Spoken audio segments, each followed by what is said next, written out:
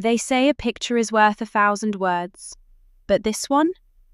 This one was worth the entire 2 years of my life I'd spent building a future with a man I thought I knew. I sat there on the edge of our bed, staring at my phone, my thumb hovering over the glass, and I felt a cold, sharp knot tie itself in the pit of my stomach. It wasn't just a photo. It was a betrayal wrapped in an explanation that made me feel like I was the villain in my own love story. Have you ever looked at someone you love and realized that your boundaries weren't actually walls to them, but just suggestions they were waiting to ignore?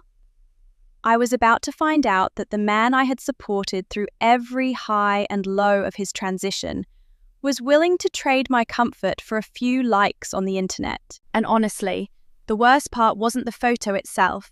It was the realization that he'd been doing this all along, chipping away at my sense of security until I didn't even recognize the ground I was standing on. The day started out like any other Tuesday, but it carried a weight that neither of us could ignore. It was the trans day of visibility. For Leo, my boyfriend of 2 years, this was more than just a date on a calendar. It was a milestone. I remember waking up to the soft light filtering through our bedroom curtains, watching him as he slept. I felt that familiar rush of protectiveness and love. Being with Leo had been an education in resilience. I'd been there for the hormone appointments, the days when the dysphoria hit him like a physical weight, and the moments of pure, unadulterated joy when he finally started seeing the man in the mirror that he'd always been on the inside. I loved him. I loved his strength, and I loved the life we were building. Or at least, I thought I did. Leo is 24, a year older than me, and he's one of those people who just commands a room without trying. He's trans, and although he hasn't had top surgery yet, he's found ways to feel at home in his body. He uses trans tape to bind his chest, a process that I'd helped him with more times than I could count.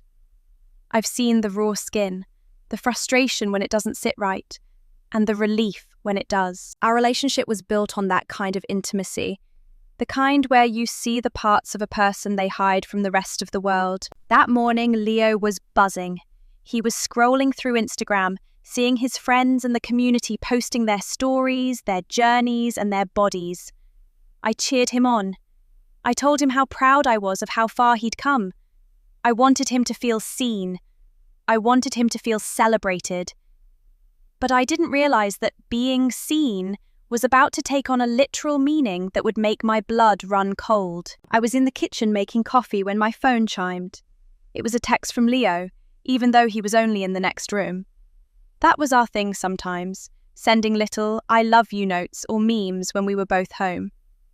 I picked up the phone, expecting a heart emoji or a funny post. Instead, the screen filled with an image that made my heart stop. It was a photo of Leo. He was shirtless. The trans tape was visible, holding his chest in place. But that wasn't what caught my eye. It was the angle, the lighting, the way he was holding the camera just high enough to create a specific shadow, a specific curve. It was an angle I knew intimately. It was the exact angle, the exact framing, and the exact level of exposure he used when he sent me nudes. In that photo, he looked beautiful, yes, but he looked private. He looked like the version of himself he only gave to me in the middle of the night, when the lights were low and we were the only two people in the universe. My breath hitched. Beneath the photo, a message popped up. "Hey babe, thinking of posting this for Trans Day of Visibility. What do you think?" I stood there, the coffee pot forgotten and sizzling on the burner. A wave of heat climbed up my neck. I wasn't upset that he was trans. I wasn't upset that he wanted to show his tape. That's a huge part of the journey for so many people. What I was struggling with was the realization that he wanted to take a visual language that belonged to us, a language of vulnerability and sexual intimacy, and broadcast it to his 3,000 followers. It felt like he was taking a piece of our bedroom and putting it on a billboard. I took a deep breath, trying to stay calm. I didn't want to be that girlfriend. I didn't want to be the one who stifled his expression or made him feel ashamed of his body. I knew how hard he'd worked to love himself. But my gut was screaming at me that this was different. This wasn't just about visibility. It was about a boundary I didn't even know I had to set until it was already being pushed. I typed back, my fingers trembling slightly. I love the idea of you posting, Leo. Truly. But this specific photo feels really personal. It's the same way you look when you send me stuff just for me. Could we maybe do a different one? One where you're still showing the tape, but it feels a bit less like a nude? I waited. The typing bubbles appeared, disappeared, and then appeared again. My stomach did a slow, painful roll. I wanted him to say, "Oh, I didn't realize it felt that way, babe. Totally get it. Let's pick another one." That's what a partner does, right? They listen, they adjust, they care about how you feel. Instead, he sent back, "It's just a photo. It's for the community. Everyone is doing it." The dismissal was like a slap.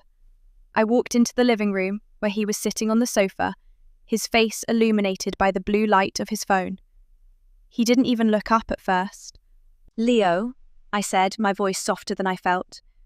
"Can we talk about this for a second?" He sighed, a heavy, dramatic sound that told me he was already annoyed. "I knew you were going to make this a thing," he said, finally looking at me. "I'm just trying to be proud of who I am. Why is that a problem for you?" "It's not a problem that you're proud," I said, sitting down in the armchair across from him. "I'm your biggest fan, you know that. But that photo, it's the same angle you use when you're being intimate with me. It feels like you're sharing something that's supposed to be ours. I'm not saying don't post. I'm just asking if we can find a middle ground." To prove I wasn't just trying to shut him down, I pulled up my own Instagram and started searching. I spent 20 minutes looking for examples. I found about 10 different photos of other trans men celebrating the day. They were wearing unbuttoned shirts, flannels, linens, denim, where you could clearly see the tape and the chest, but it felt like a portrait. It felt like a public statement, not a private moment. I showed them to him. "Look at these," I said, showing him the screen. "These are so cool. You'd look amazing in that black button-up I got you, unbuttoned just like this. You still get to show the tape, you still get to be visible, but it keeps a little bit of that privacy for us. What do you think?" He barely glanced at the screen. He didn't even scroll through the examples I'd spent time finding. He just pushed my hand away and looked back at his own phone. "No," he said firmly. "I want to post the one I sent you. My friends are posting shirtless pictures. You just don't get it because you're not trans. You're trying to control how I express my transition." That hit me right in the chest. It was the "you don't understand" card. It's a card he's played before, and every time he does, it makes me feel like I'm walking on eggshells. How can I argue with his lived experience? I can't. But does his lived experience mean that my feelings as his partner of 2 years don't matter? Does it mean that visibility is a hall pass to ignore the boundaries of our relationship? I felt a tear prick at the corner of my eye, but I brushed it away. I didn't want to cry. I wanted to be heard. "Leo, this isn't about me not understanding your transition. This is about me feeling like you're disregarding my comfort. You asked me what I thought. I told you it made me feel uncomfortable and why. And instead of listening, you're just telling me why I'm wrong for feeling that way." "I asked because I thought you'd be supportive," he snapped. "I didn't think you'd try to cover me up." The room felt smaller suddenly. The tension was thick, like a physical barrier between us. I looked at him, the man I'd spent 700 days supporting, loving, and defending, and for the first time I saw a stranger. I saw someone who was so focused on the validation of strangers that he couldn't see the person standing right in front of him. This wasn't the first time he'd pushed me like this, but it felt like the most dangerous. The silence that followed his words was heavy, the kind of silence that feels like it's ringing in your ears. I looked at the coffee pot on the stove, still sizzling, and realized I'd forgotten to actually pour a cup. My appetite was gone anyway. I felt like I was standing on a fault line, and the ground was finally starting to crack open. "I'm not trying to cover you up, Leo," I said, my voice barely a whisper. "I've been there for every step. I've cheered for every change. When you started T, I was the one who took the video so you could hear your voice dropping. When you got your first binder, I was the one who helped you squeeze into it. I'm not ashamed of you. I'm proud of you. But there's a difference between pride and this." I gestured vaguely toward his phone, which was still gripped tightly in his hand. "That photo isn't just about visibility. It's about intimacy. If you posted a photo of us in bed together, even if we were fully clothed, but the lighting was suggestive and the vibe was sexual, I'd have an issue with that too. It's about what we keep for ourselves." He let out a short, bitter laugh and stood up, pacing the length of our small living room. "That's exactly it, though. You see it as sexual. I see it as my body. To you, it's a nude because you're hyper-sexualizing my transition. To me, it's just me finally being able to show the world that I don't have to hide anymore. Why do you get to decide which parts of my body are private and which parts aren't?" That was the hook he always used. It was a masterclass in shifting the narrative. Suddenly, I wasn't a partner expressing a boundary about intimacy. I was a cis person who didn't understand the nuance of trans bodies. It was a wall he built whenever he wanted to win an argument. And for 2 years, I'd let him win because I was so terrified of being the unsupportive partner. I didn't want to be the person who made his journey harder. I wanted to be his peace. But as I sat there, I started thinking about the other times he'd pushed me. This wasn't an isolated incident. There was the time he'd shared a screenshot of a very private, vulnerable text conversation we'd had about our future on his close friends story without asking me. When I'd told him it made me feel exposed, he'd said I was being anxious over nothing and that his friends already knew everything anyway. Then there was the time he'd invited a group of people over to our apartment when I'd specifically asked for a quiet night in because I was burnt out from work. He told me I was being antisocial and that he needed community more than I needed sleep. It was a pattern, a slow, steady erosion of my no. Every time I tried to plant a flag and say, "This is where I stop being okay with things," he would find a way to make my flag look like an act of aggression. "Leo," I said, trying to keep the tremor out of my voice, "this isn't about me hypersexualizing anything. It's about the fact that you asked me. You sent me that photo and you asked, 'What do you think?' If you didn't care what I thought, why did you ask? And if you only asked so I would give you a thumbs up, then you didn't actually want my opinion. You wanted my permission to ignore my feelings." He stopped pacing and looked at me, his eyes cold. "I asked because I thought my girlfriend would be happy for me. I didn't think you'd give me a list of chores and 10 other photos to look at like I'm a child who can't dress himself. My friends' partners are posting their photos for them. They're proud. They're tagging them and saying how brave they are. And here I am, arguing with you about an angle. I don't know your friends' partners, Leo. I don't know what their boundaries are. Maybe they're okay with it. Maybe they've had these conversations. But I'm telling you, I am not okay with it. Why isn't that enough for you? Why is their approval more important than my comfort?" "Because they understand what this day means," he shouted, his voice finally breaking. "They understand that for one day it's not about you. It's not about our private moments. It's about the fact that people like me are being erased, and I want to be seen.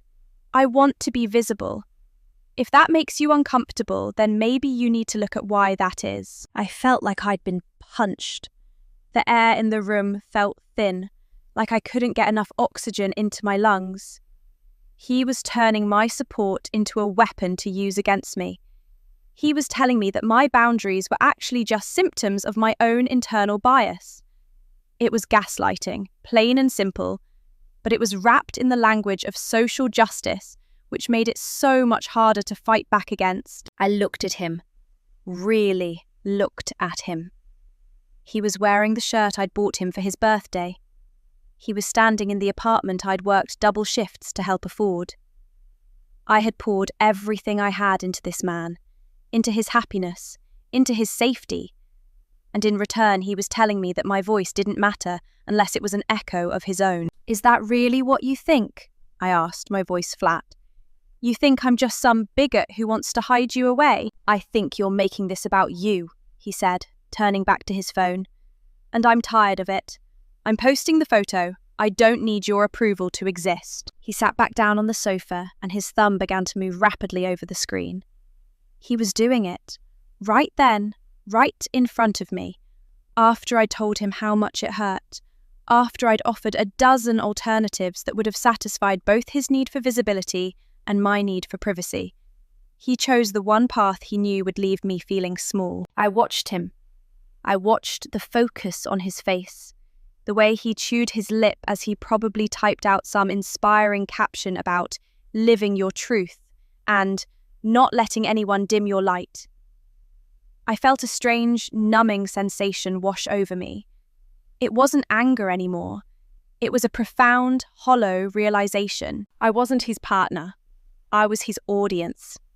And the moment I stopped clapping, I became an obstacle. I stood up and walked to the bedroom, closing the door behind me. I didn't slam it. I just clicked it shut. I sat on the edge of the bed, the same bed where we'd shared the secrets he was now broadcasting to the world, and I waited. I waited for the notification to pop up on my phone. A minute later, it did. Leo_V tagged you in a post. I didn't want to look. I knew what it was, but like a moth to a flame, I tapped the notification. There it was. The photo. The nude angle. The lighting that highlighted every inch of skin. And the caption? It was the final twist of the knife. Finally learning to love the skin I'm in, despite the people who try to keep me in the shadows. Visibility is a choice.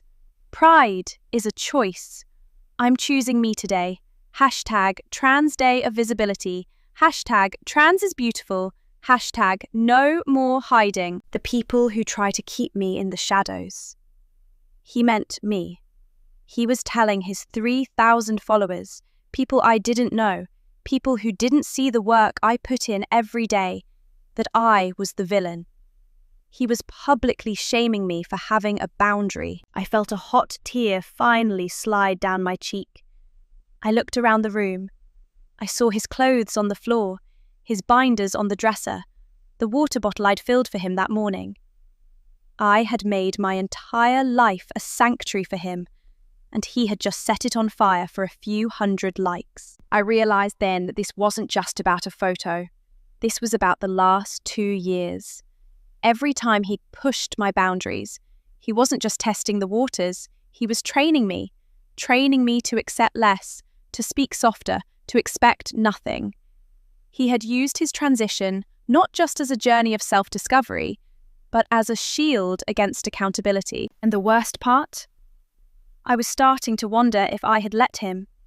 I was starting to wonder if I was the one who had taught him that my feelings were negotiable. The blue light from my phone screen felt like it was burning my retinas. I sat there in the dark of our bedroom, the door closed, listening to the muffled sounds of the world outside. But inside that small screen, a different world was exploding. I watched as the little heart icon on Leo's post started to dance. 10 likes, 50, 100, and then came the comments. So brave, Leo. This is what real visibility looks like. Don't let anyone hold you back, King. You're an inspiration. Every heart emoji felt like a needle prick. Every comment praising his courage felt like a direct indictment of my character. They didn't know that the shadows he mentioned in his caption were the walls of our home. They didn't know that the person trying to keep him hidden was currently sitting on their bed, crying because she had simply asked for a bit of intimacy to remain private. He was curated. He was a hero. And I was the invisible antagonist in a story I hadn't even realized he was writing. I looked at the photo again. The angle. It was so intentional. It was designed to provoke, to be edgy, to be raw. But I knew that look. I knew the way he tilted his chin to catch the light just right. He wasn't just being visible, he was being performative, and he was using the most vulnerable parts of our shared life as props. I started to scroll back through our history, not through my photos, but through my memories. I needed to see if I was crazy. I needed to know if I was, as he said, overreacting. The prompt in my head was a dangerous one. When else did he do this? I remembered our 1-year anniversary. I had planned a quiet, expensive dinner at a place that meant something to us. I'd saved up for weeks. I wanted it to be just us. No phones, no social media, just a celebration of making it through a tough year. Halfway through the main course, I looked up to see him filming me. "Leo, please," I'd whispered, feeling the heat rise in my cheeks. "I just wanted this to be for us." "Babe, my followers have been asking how we're doing," he'd said, not lowering the camera. "They love our relationship. It gives people hope to see a trans man in a happy, stable partnership. Don't be selfish. Don't be selfish." That was the phrase. That was the anchor he used to drag me into whatever ocean he wanted to swim in. If I wanted privacy, I was being selfish. If I wanted a boundary, I was being controlling. If I had an emotional need that didn't align with his public persona, I was cis-centering myself. I remembered the time I'd been passed over for a promotion at work. I was devastated. I came home and cried in his arms for an hour. The next morning, I woke up to find he'd posted a vlog-style story about how he was supporting his partner through a hard time, detailing my failure and my tears as a way to talk about emotional labor in relationships. He hadn't asked. He just took my pain and processed it into content. When I confronted him then, he'd used the same cold, logical tone he'd used tonight. "I'm helping people, Sarah. I'm showing the reality of being a partner. Why is your ego more important than the message?" Sitting there on the bed, the weight of those 2 years started to feel crushing.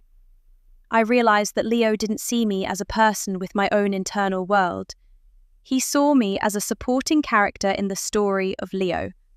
My role was to provide the support, the stability, and the occasional conflict for him to overcome so his arc could continue. I heard the living room door open, then the sound of the fridge opening and closing. He was acting like it was just another Tuesday. He'd posted the photo, he'd gotten his dopamine hit from the notifications, and now he was probably getting a snack. The lack of remorse was what hurt the most. He knew I was in the other room, hurting, and he didn't care. He was satisfied. I felt a spark of something that wasn't sadness. It was a cold, hard spark of anger. I stood up, wiped my face, and opened the bedroom door. The hallway was dark, but the kitchen light was on, casting a long, sharp shadow across the floor. Leo was standing by the counter, scrolling through his phone with one hand and eating a piece of leftover pizza with the other. He looked up as I walked in, his expression unbothered. "The post is doing really well," he said, as if he were giving me a weather report. "Already the most engagement I've had all month.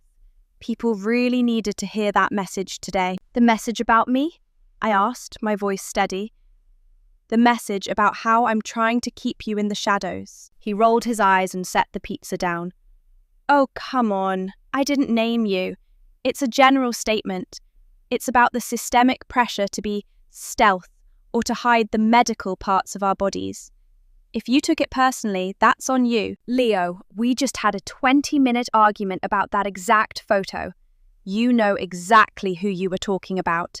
You invited your followers to judge me without them even knowing who they were judging. You took a private disagreement and turned it into a public performance." "I took my life and turned it into art," he countered, his voice rising. "That's what I do. That's who I am. I thought you loved that about me. I thought you were the one person who actually saw me." "I do see you!" I shouted, the frustration finally boiling over. "I see the person who ignores my boundaries. I see the person who uses their identity as a shield whenever they do something shitty to their partner. I see the person who cares more about the opinions of strangers on the internet than the woman who has been by his side through every surgery consultation, every hormone mood swing, and every single day of the last 2 years. He went quiet then. Not a thinking about what I said quiet, but a calculating his next move quiet. He looked at me, and for a second I saw a flicker of the man I loved. But then he looked back down at his phone. The screen flashed with a new notification, a new comment, a new hit of validation. "You're just making this about your own insecurities," he said, his voice dropping into that dangerously calm register. "You're jealous of the attention I'm getting. You're jealous that I'm finally feeling confident in my body, and you don't get to be the only person who sees it. You want to own me, Sarah, and you can't." I felt like the floor had been pulled out from under me. To hear him say those words, to hear him turn my desire for a private, respectful partnership into a desire to own him. It was a level of gaslighting I wasn't prepared for. "I don't want to own you, Leo," I said, my voice cracking. "I just wanted to be respected. I asked you for one thing, one small boundary, and you didn't just ignore it. You trampled on it and then told the world I was the one who was wrong. Do you even realize how much that hurts?" "I realize that I'm finally being myself," he said, turning away to put his plate in the sink. "And if you can't handle that, maybe you're not the person I thought you were." The finality in his voice was like a door slamming shut. He wasn't going to apologize. He wasn't going to take it down. He wasn't even going to acknowledge that I had a right to feel the way I felt. In his mind, he was the hero of the story, and any dissent was just proof of his struggle. I walked back into the bedroom and started looking at the dresser. My things were mixed in with his. My life was woven into his.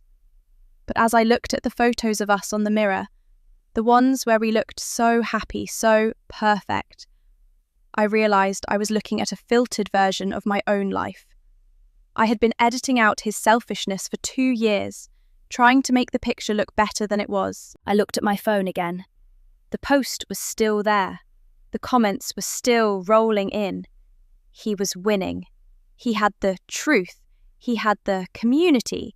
And he had the visibility. But as I sat there, I realized something. Visibility goes both ways. He wanted to be seen, fine, but for the first time, I was truly seeing him too, and I didn't like what I saw. I didn't sleep that night. How could I? Every time I closed my eyes, I could feel the ghost of that notification on my skin. Every time I shifted under the covers, I was acutely aware of the space between us. Leo eventually came to bed, but he didn't reach for me. He didn't whisper an apology or even a good night. He just climbed in, the glow of his phone illuminating his face one last time as he checked his stats. And then he turned his back to me. The silence wasn't peaceful. It was tactical. It was the kind of silence that says, "I'm right, and I'm waiting for you to realize it." I lay there staring at the ceiling, listening to the rhythmic sound of his breathing, and I felt like a ghost in my own life. I started thinking about the word he'd used. Jealous. He thought I was jealous of the attention. It was such a shallow interpretation of my heart that it actually made my stomach turn. I wasn't jealous of the likes. I was mourning the loss of our only. In every relationship, there are things that belong to the world and things that belong only to the 2 people inside it. For us, because so much of Leo's journey was public or shared with doctors and support groups, I had cherished the parts he kept for me. That angle, that specific way he looked when he was vulnerable and shirtless and looking at me through a camera, that was my only. It was the visual proof that I was the one he trusted most. By posting it, he hadn't just become visible to the world, he'd made me invisible. He'd taken the one thing that felt like it was just ours and handed it out for free to anyone with an internet connection. Around 3 a.m, I couldn't take it anymore. I reached for my phone, a habit I hated but couldn't break, and I opened Instagram. The post had gone viral by his standards. Over 2,000 likes.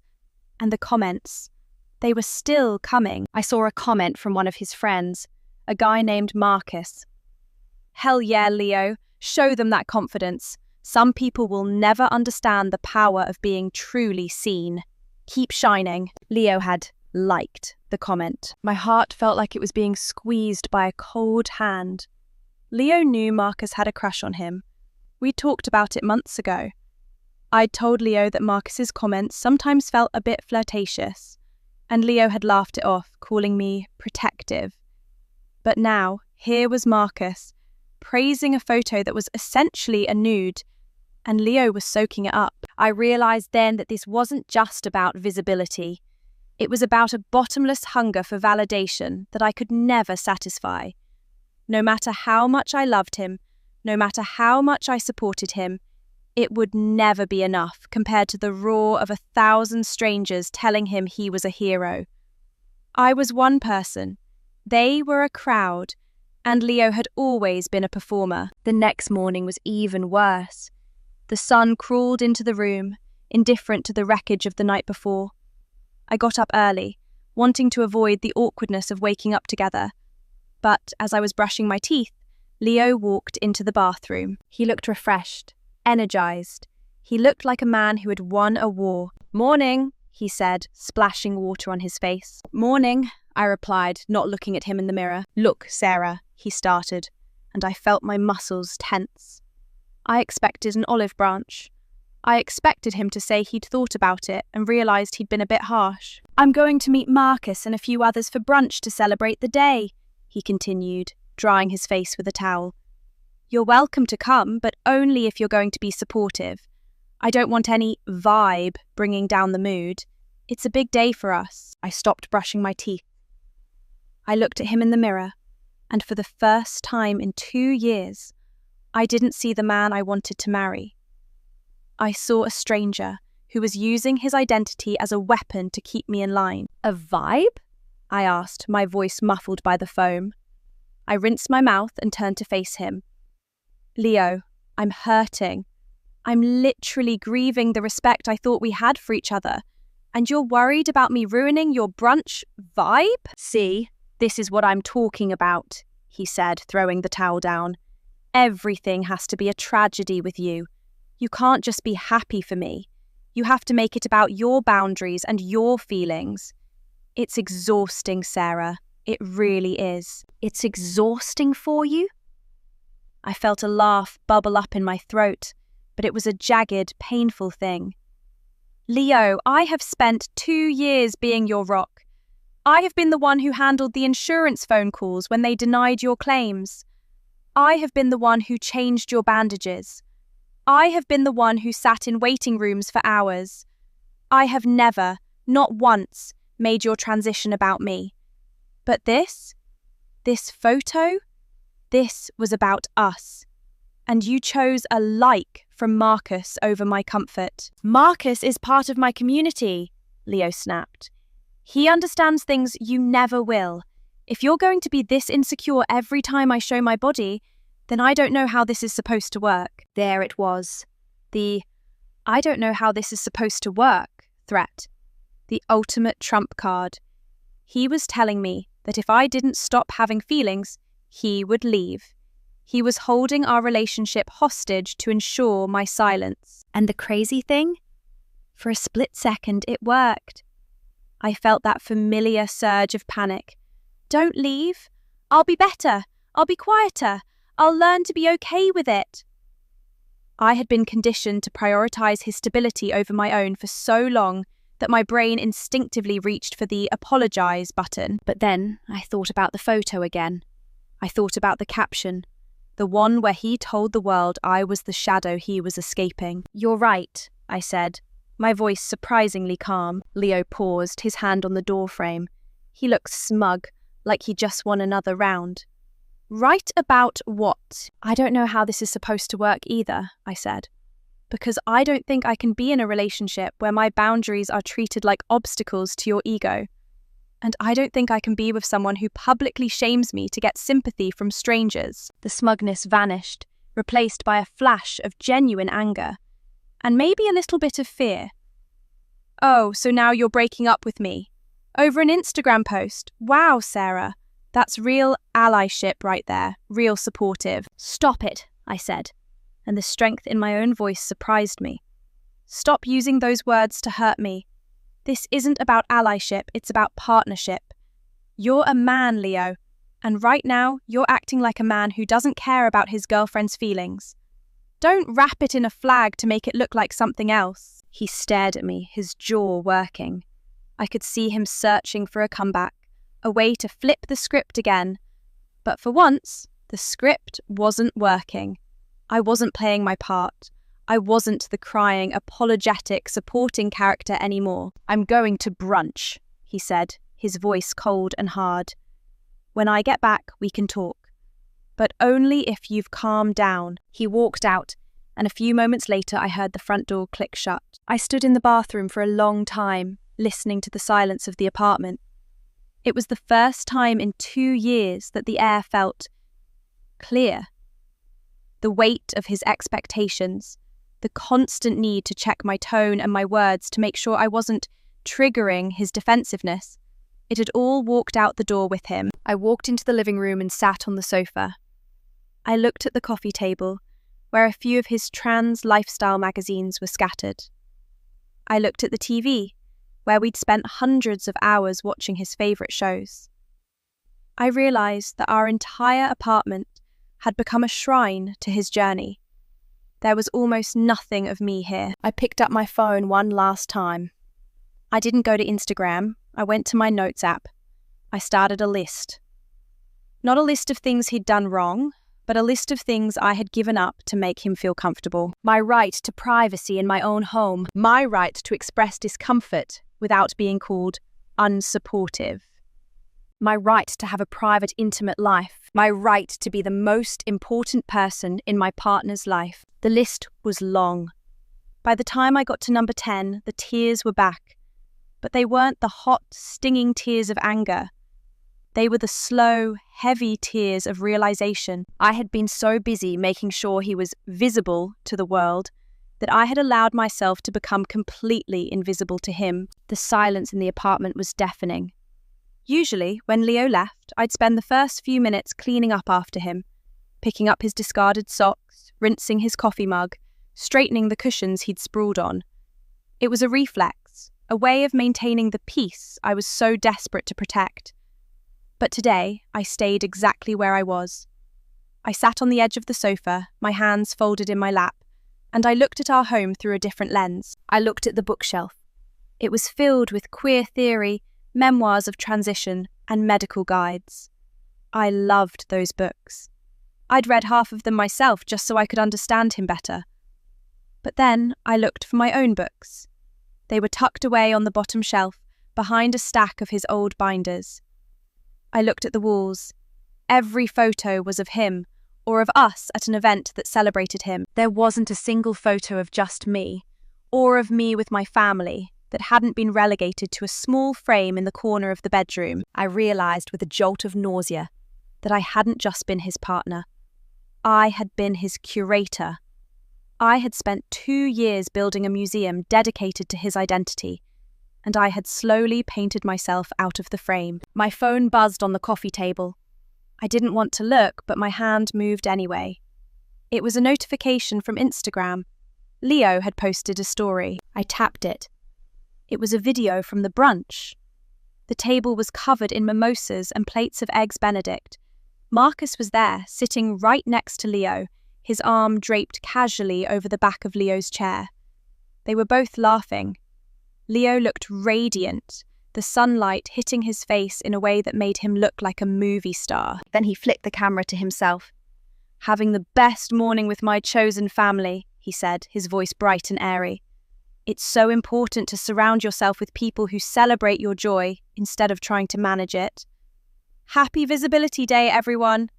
Don't let anyone make you feel small for being big. Manage his joy." The words felt like a physical weight on my chest. He was still doing it. He was hundreds of miles away emotionally, even if he was only a few blocks away physically, and he was still weaving this narrative that I was his oppressor.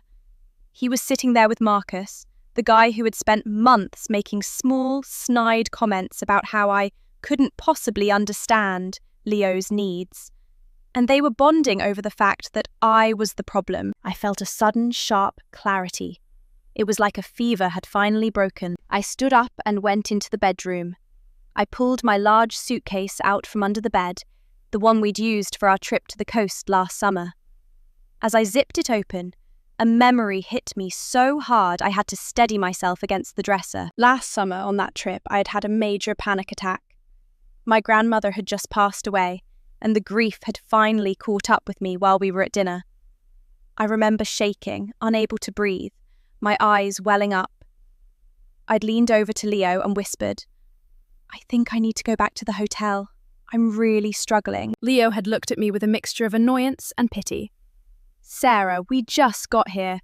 I finally feel confident enough to wear this tank top out in public, and you're having a breakdown?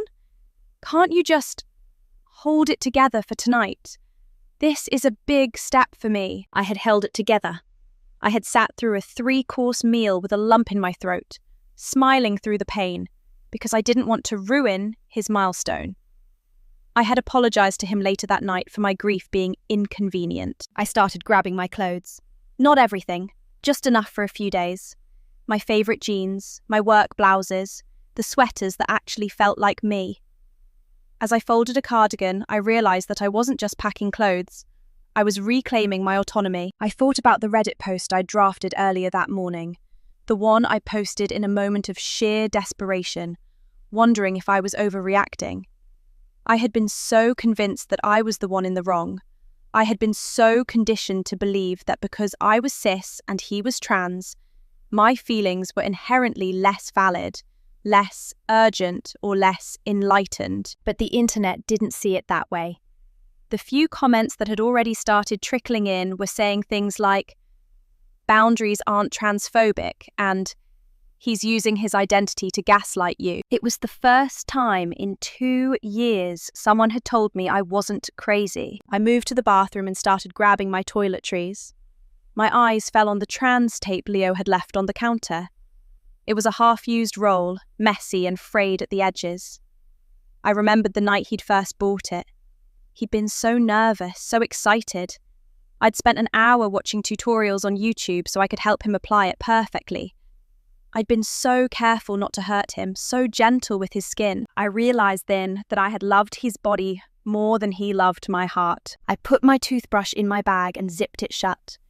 I walked back into the living room, my suitcase rolling behind me with a hollow, rhythmic clack, clack, clack on the hardwood floor. The sound felt final. Just as I reached the front door, I heard the jingle of keys. My heart hammered against my ribs. I wasn't ready. I wanted to be gone before he got back. I wanted the silence to be my final word.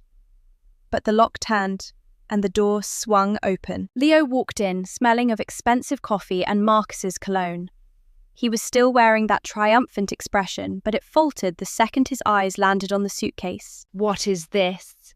he asked, his voice dropping an octave. "I'm going to stay with my sister for a few days," I said, my voice steadier than I felt. He laughed, but it was a dry, nervous sound.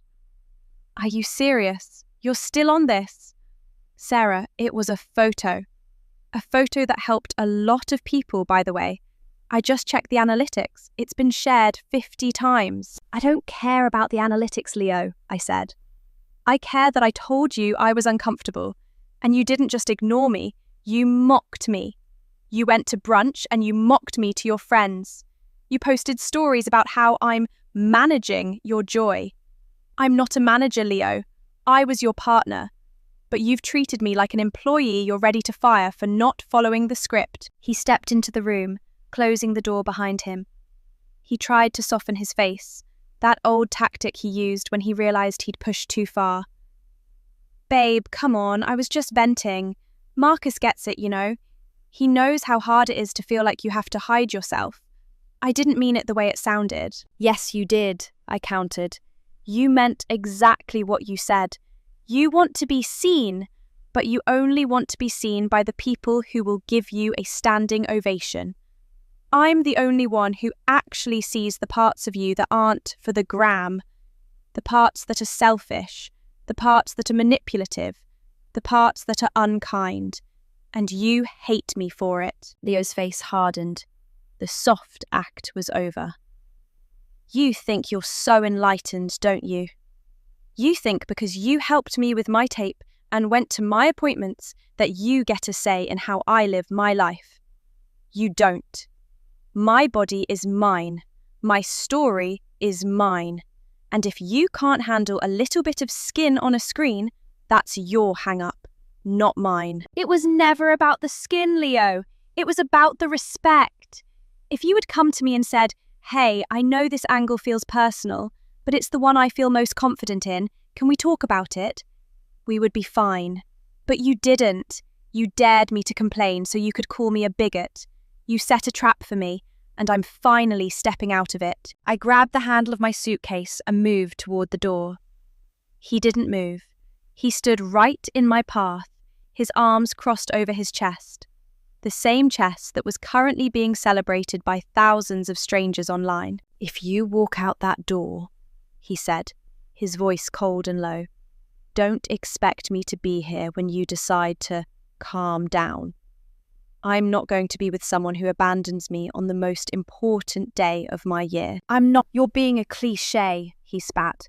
The long-suffering girlfriend who can't handle her partner's success. It's pathetic. No, I said, reaching for the doorknob. What's pathetic is that you think 2,000 likes are worth more than the person who actually loves you. Have fun with your chosen family, Leo. I hope they're there when the notifications stop. I pushed past him. I didn't look back. I walked down the hallway, the sound of my suitcase echoing off the walls, and I didn't stop until I hit the cool, crisp air of the street. I felt a strange sensation as I walked toward my car. It was light. It was terrifying. It was the feeling of being visible, truly visible, to myself for the first time in a very long time. The engine of my car turned over with a roar that felt louder than usual in the quiet of the street. I didn't even look in the rearview mirror as I pulled away from the curb.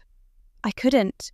I was terrified that if I saw him standing in the window, or worse, if I saw him already back on his phone, the resolve I just clawed together would crumble. My hands were shaking so hard I had to grip the steering wheel until my knuckles turned white. I kept telling myself to breathe, but my chest felt like it had been cinched tight with that same trans tape Leo used, suffocating and restrictive. I drove toward my sister Maya's place, about 20 minutes across town. Usually, I loved that drive. It wound through the older part of the city, where the trees arched over the road like a green tunnel. But today, the world looked grey. I felt like I was waking up from a long, confusing dream. You know that feeling when you finally get a piece of grit out of your eye? The relief is there, but the eye still stings and waters for hours afterward. That's what my heart felt like. My phone, resting in the cup holder, began to buzz. It was a rhythmic, persistent vibration that set my teeth on edge. I didn't have to look to know it was him.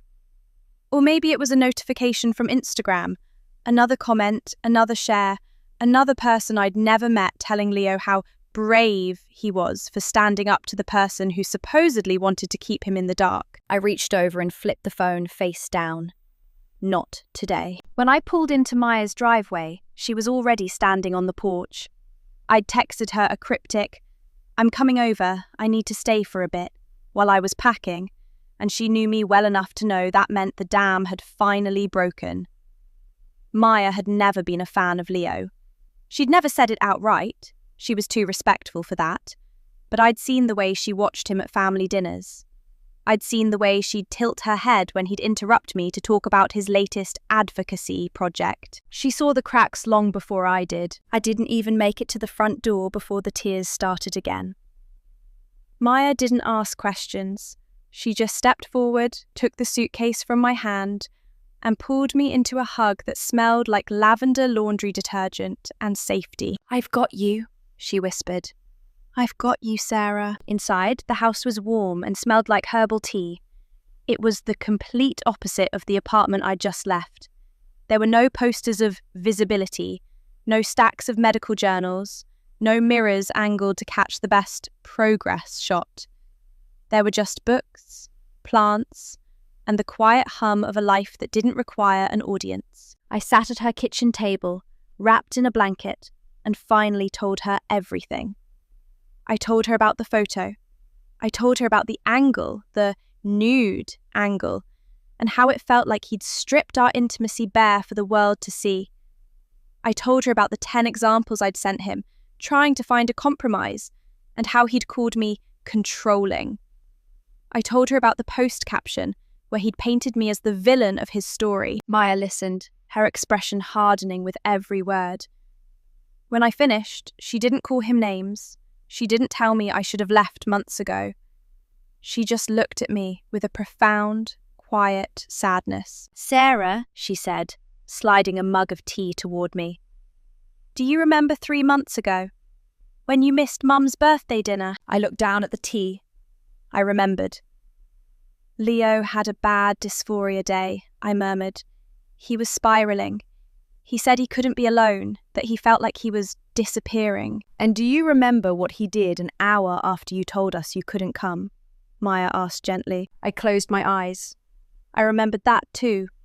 I'd spent the whole night holding him, rubbing his back, telling him he was beautiful and seen. And then, at 11 p.m, I'd scrolled through Instagram and seen that he'd posted a 3-minute video of himself at a bar with Marcus and some other friends. He'd captioned it, "Needed to get out and feel the energy of my people. Life is too short to stay stuck in the house." He hadn't been spiraling. He'd been bored.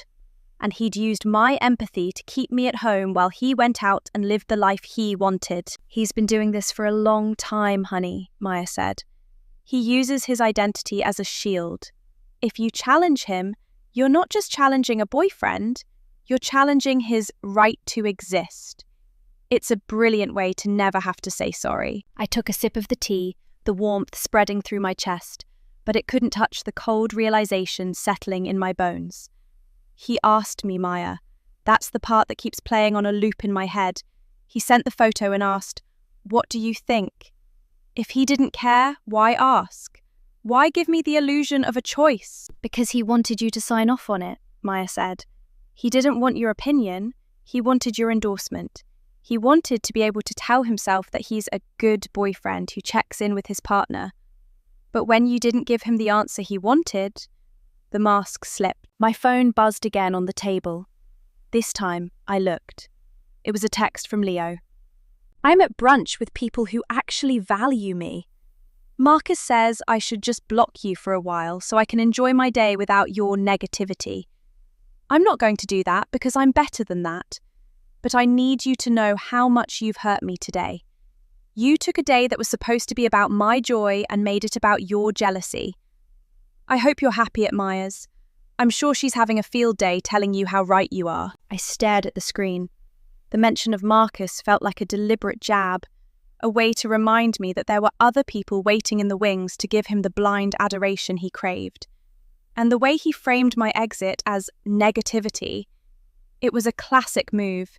He was the sun, and I was just the cloud trying to block his light. "He's texting, isn't he?" Maya asked. I nodded and turned the phone back over. "He says I'm the one who hurt him.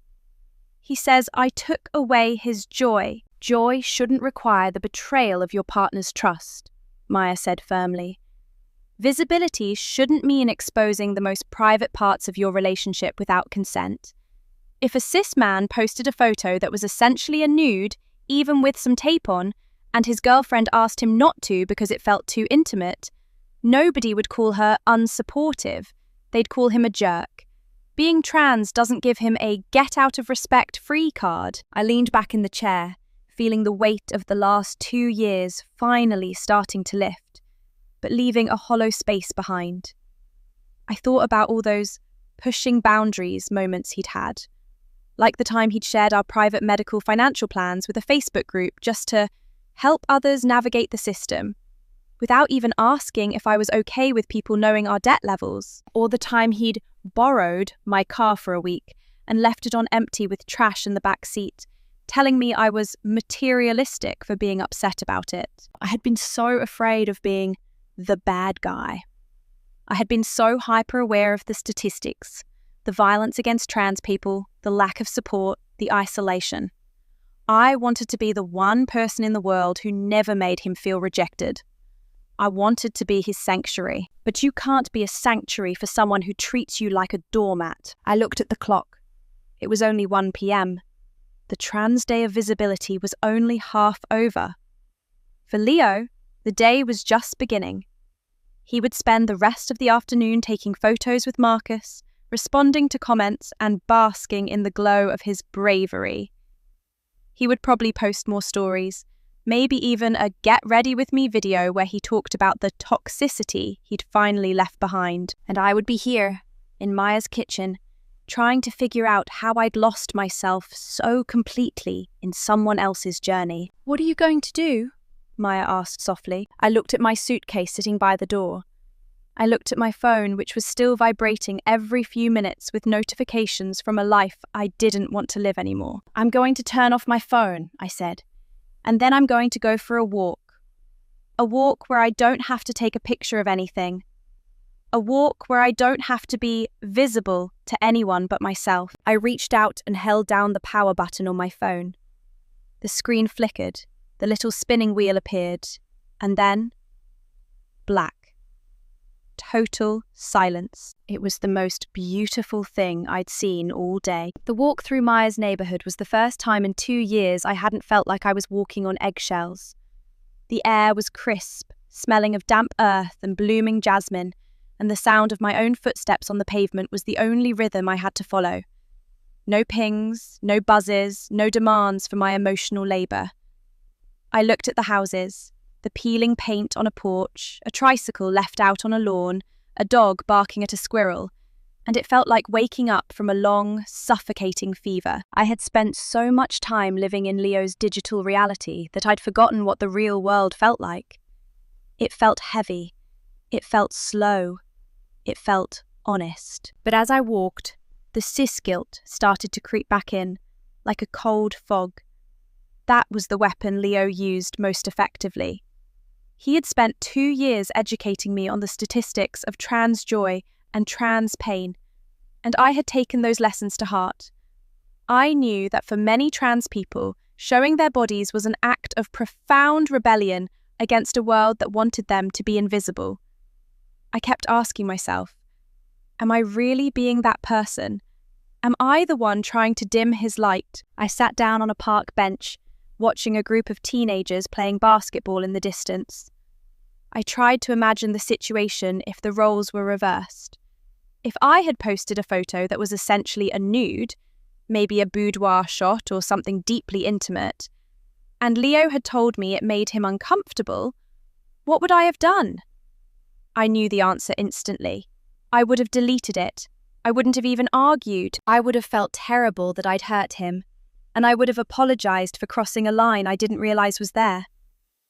Because in a partnership, the person sitting across from you matters more than the person scrolling past you. But with Leo, the hierarchy was flipped. I was at the bottom, and the community, or at least his idealized version of it, was at the top. I thought back to the beginning of our relationship. It hadn't always been like this. In the first 6 months, Leo was the most attentive person I'd ever met. He called it radical honesty. He wanted to know every thought in my head, every fear, every dream. He told me I was the only person who truly understood him, the only one who didn't look at him and see a project or a statement. He made me feel like I was his anchor. I see now that it was love bombing. He wasn't building a foundation. He was building a pedestal, and once he had me up there, he expected me to stay perfectly still and applaud everything he did. The moment I stepped off that pedestal to express a human need or a boundary, I became an obstacle. After an hour, I walked back to Maya's. The sun was beginning to dip below the horizon, casting long golden shadows across her driveway. I felt calmer, but there was an underlying current of anxiety. I knew that by turning off my phone, I had violated another one of his unspoken rules. I was supposed to be available to receive his anger. By opting out of the argument, I had taken away his power, and I knew he wouldn't handle that well. I walked into the kitchen, where Maya was scrolling through her own phone. She looked up, her expression a mix of pity and frustration. "He's still at it, Sarah," she said, tapping her screen. "He's moved from Instagram to Twitter. He's subtweeting you now." Well, not even subtweeting, he's being pretty specific. I felt that familiar drop in my stomach. What is he saying? He's talking about fragility. He's saying that being with a cis partner is like walking through a minefield of their insecurities. He's getting a lot of retweets, Sarah. People are calling you all sorts of names in the comments. I reached out and took her phone. I didn't want to see it, but I had to. I had to know the extent of the fire he was lighting. It's wild how some people claim to love you until you actually start loving yourself. Then suddenly your confidence is too much for them. Your joy is disrespectful to their boundaries. Don't let anyone make you feel guilty for being visible.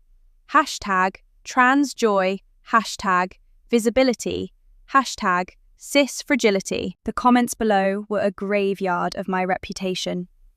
Typical. They love the idea of us, but they hate the reality of us. Dump her, Leo. You deserve someone who celebrates every inch of you. The boundary excuse is just a way to control your body. Stay strong. I handed the phone back to Maya, my hand trembling. He's making it sound like I'm some kind of transphobe. He knows that's not what this is about. He knows I've been there for everything. He's literally using my silence to build a narrative that I'm some kind of monster. He's a narcissist, Sarah, Maya said, her voice sharp. I've been trying to tell you for a year. He doesn't see people, he sees functions. And right now, your function is to be the oppressor, so he can be the survivor. It's a role he's very comfortable in. I went to my suitcase and pulled out my phone. I took a deep breath and held down the power button. The screen lit up, and for 30 seconds it was a constant stream of pings. Messages from Leo, missed calls, notifications from Instagram where people had tagged me in his comments, people I didn't even know, attacking me for things I hadn't even done. I ignored the social media and went straight to his texts. Where are you? Why is your phone off? This is so manipulative, Sarah. Turning off your phone is a form of emotional abuse.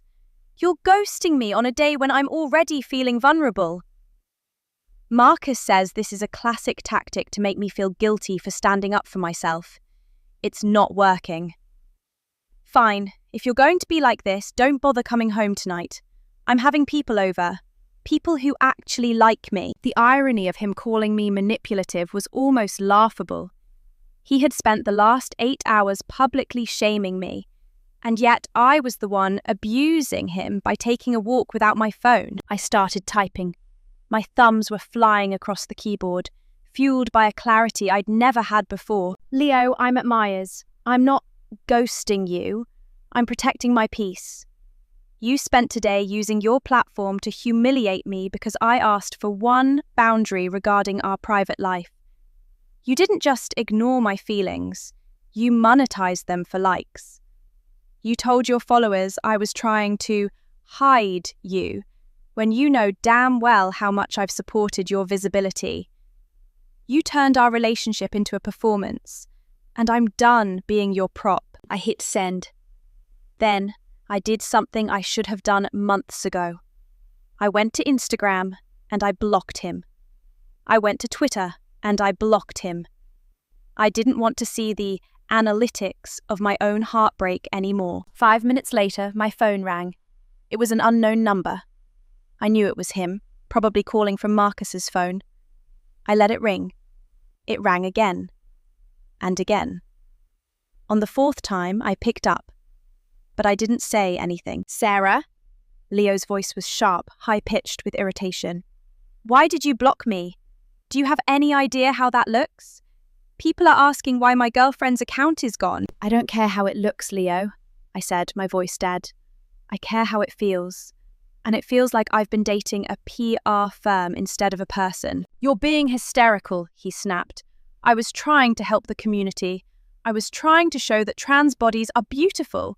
Why is that such a threat to you? It's not a threat to me, Leo. It's a threat to us. You took a picture that you used to turn me on, a picture that is part of our sexual intimacy, and you gave it to the world. And when I told you it hurt, you told the world I was the problem. You didn't just post a picture, Leo. You posted a betrayal. I'm not discussing this with you while you're in this state, he said, the old calm mask slipping back into place. You're clearly having some kind of breakdown. Maybe it's the stress of the transition finally getting to you. I'll give you tonight to cool off, but I expect an apology tomorrow. You've really tarnished what was supposed to be a beautiful day for me. I won't be there tomorrow, Leo, I said. Or the day after. I'm coming to get the rest of my things on Thursday when you're at your therapy appointment.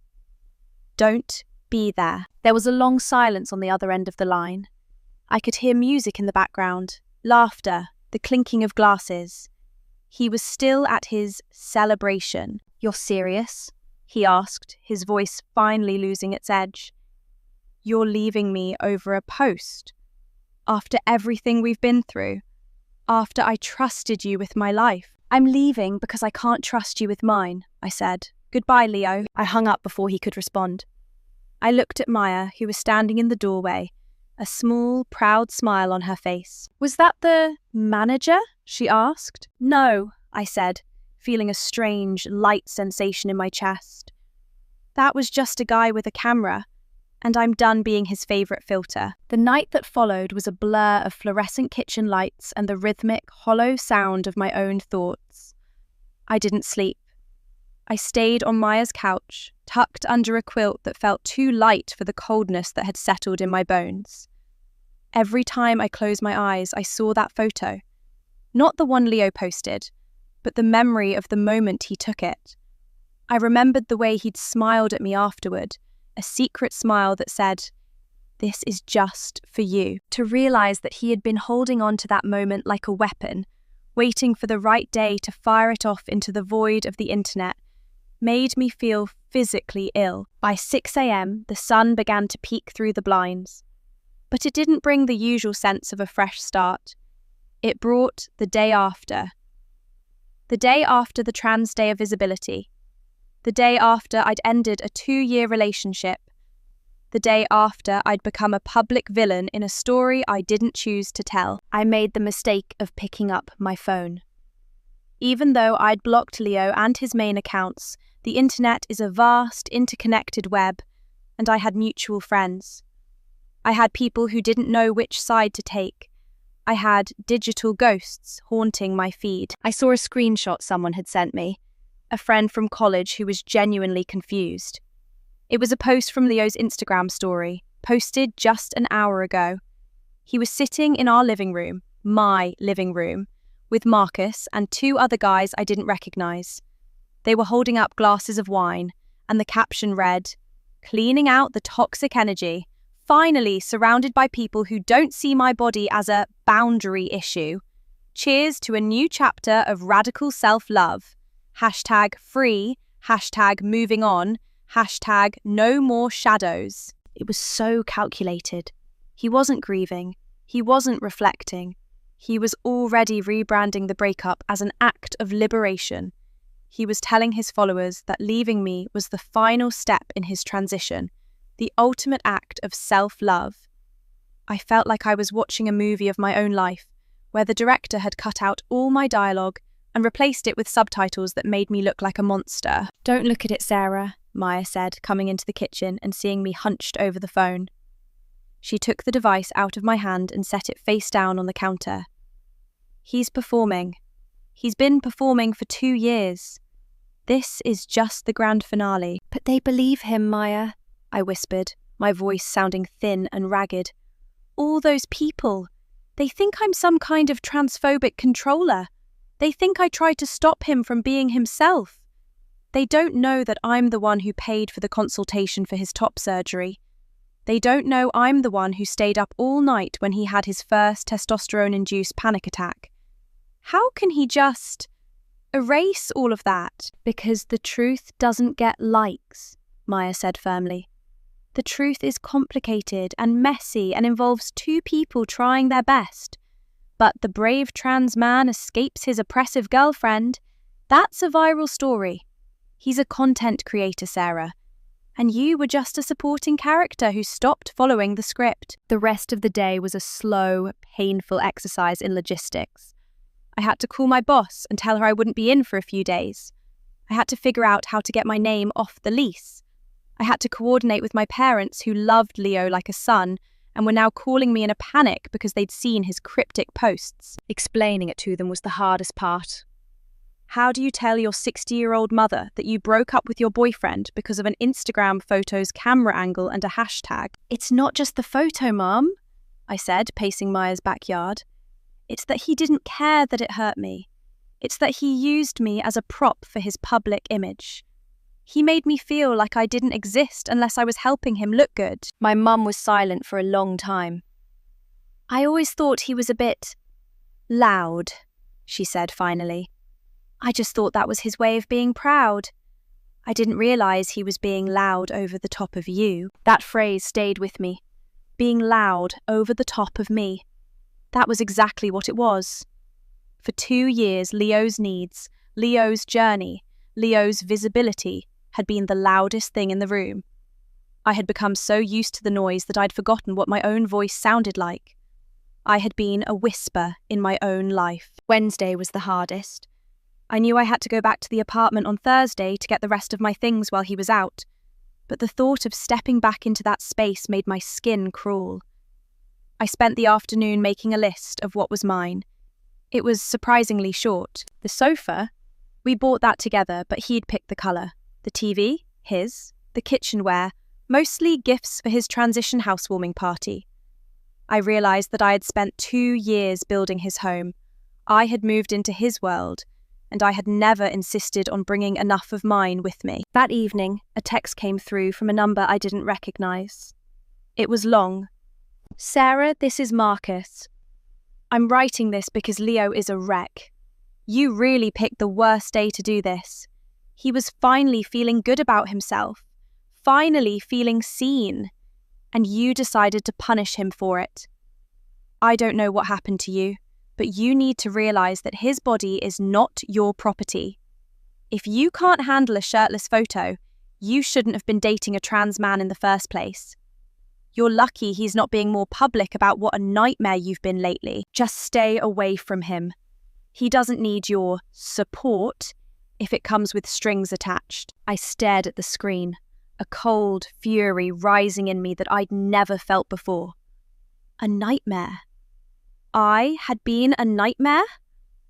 I had worked 2 jobs so he could take time off for his mental health. I had learned how to cook specific meals to help with his hormone-related inflammation. I had defended him against his own family when they were being dismissive. I started to type a reply, something scathing, something that would put Marcus in his place. But then I stopped. I looked at the cursor blinking. I realised that if I replied, I was just feeding the machine. Marcus didn't want the truth. He wanted to be the good friend in Leo's drama. He wanted to be the one who saved Leo from the toxic girlfriend. If I argued, I was just giving them more content, more proof of my instability. I deleted the draft. I blocked the number. I turned to Maya, who was watching me from the doorway. I'm going to the apartment tomorrow, I said, my voice steady. And I'm not just getting my clothes. I'm getting my life back. Do you want me to come with you? She asked. No, I said. I need to do this alone. I need to stand in that room and realise that it has no power over me anymore. That night, I had a dream. I was back in the apartment, and every wall was covered in screens. On every screen, Leo was posting a different version of the same photo. I was trying to turn them off, but there were no buttons. I was shouting, but no sound was coming out. Leo was standing in the middle of the room, looking at his phone, laughing. He didn't even see me. I woke up at 5 a.m., drenched in sweat. But I wasn't afraid. I was ready. I spent the morning preparing. I bought boxes. I hired a small van. I made sure I knew exactly when Leo's therapy appointment started. He'd always made a big deal about how exhausting his sessions were, how he needed space afterward. Fine. I'd give him all the space in the world. As I drove toward our old neighborhood, the familiar landmarks started to appear. The coffee shop where we had our first date, the park where he'd first told me his chosen name. Usually, these places felt like warm memories. Now, they felt like movie sets from a production that had been cancelled. I pulled the van up to the curb. My heart was thumping, a dull, heavy beat in my chest. I looked up at the window of our second-floor apartment. The blinds were drawn, the way he liked them when he wanted to retreat from the world. I took a deep breath, grabbed the spare key from my bag, and stepped out of the car. This was it, the final act of the story of Leo and Sarah. And for the first time in 2 years, I was the one holding the camera. The key turned in the lock with a heavy, metallic click that echoed through the quiet hallway. It was a sound I'd heard thousands of times, coming home from work, carrying groceries, rushing in to tell Leo some bit of news. But today, it sounded like a gavel hitting a bench. Sentence passed. I pushed the door open and stepped inside. The first thing that hit me wasn't a memory. It was the smell. It was a mix of Leo's expensive cedarwood cologne, the lingering scent of the takeout he must have ordered last night, and a faint, metallic tang of laundry that had been sitting in the machine too long. It was the smell of a life I no longer belonged to. I stood in the entryway for a moment, my heart hammering against my ribs like a trapped bird. The apartment was a mess. It looked like a hurricane of ego had blown through it. Discarded clothes were strewn across the sofa, mostly the outfits Leo had tried on for his celebration yesterday. There were empty wine glasses on the coffee table, a smear of red lipstick on one of them that definitely wasn't mine. Marcus had been here. They all had. I walked into the kitchen, and my eyes immediately went to the counter. There, next to the sink, was a stack of my mail. He'd pushed it aside to make room for a new framed photo. A high-quality print of the very picture we'd fought over. He'd already had it printed and framed. It sat there like a trophy, a middle finger to the boundary I'd tried to set. I felt a wave of nausea, but I pushed it down. I didn't have time for a breakdown. I had exactly 90 minutes before his therapy session ended. I went straight for the bedroom. This was the room where I'd spent the most time caring for him, the room where the nude angle photo had been taken. I looked at the bed, the sheets tangled and unmade, and I felt a shudder go through me. This was the place where I had felt the most secure, and now it felt like a crime scene. I pulled my boxes out and started packing. I didn't fold the clothes, I just shoved them in. I grabbed my sweaters, my work shoes, the jewellery my grandmother had left me. As I worked, I kept seeing little remnants of our life together. A ticket stub from a movie we'd seen, a dried flower from our first anniversary. Every time I picked one up, I felt a phantom pain in my chest, a reminder of the girl who had been so desperately in love with a man who only loved his own reflection. I moved to the bathroom. I cleared my shelf in the medicine cabinet. I left his testosterone vials, his syringes, his alcohol wipes. I remembered how I used to line them up so neatly for him every Sunday morning, making sure everything was sterile, everything was ready. I'd been his nurse, his assistant, his cheerleader. I looked at the empty spot on the shelf where my skincare used to be, and for the first time, the emptiness felt like an improvement. I went back into the living room to get my books, the ones Maya had mentioned, the ones tucked away on the bottom shelf. As I knelt down to pull them out, I noticed something shoved behind the stack. It was a notebook. Leo's notebook. I shouldn't have opened it. I knew that. But my hand moved before my brain could stop it. I flipped to the most recent page. It was a list, written in Leo's sprawling, confident script. Content ideas for April. Post-breakup glow-up series.